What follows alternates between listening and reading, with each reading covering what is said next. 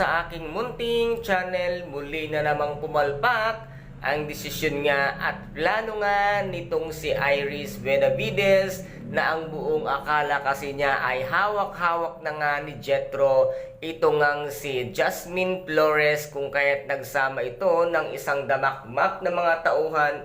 Ngunit lahat ng ito ay naubos nga sa engkwentro ni Agent Sandro at itong ngang si Jasmine Flores, na ngayon nga ay wala nang magawa itong si Iris at nagsisigaw-sigaw na lamang siya sa bar nitong ngang si Jethro na naubos ang kanyang mga tauhan na inutusan para nga kuhanin si Jasmine Flores, na ito pala ay isa lamang patibong ni Agent Sandro at ni Jasmine Flores. At ngayon naman ay pinag-uusapan nga nila na malapit na nga makakuha sila ng isang malaking ebidensya dito nga kung ano ang tunay na negosyo nga ng Benavides. At dito naman ay nagulat nga itong si Jasmine nang bigla-bigla ngang tawagan siya nitong ngang si Iris upang yayain nga sa isang bar na mag-inom at para nga mailabas ang kanyang sama ng loob at ang galit niya. Ngunit walang kaalam-alam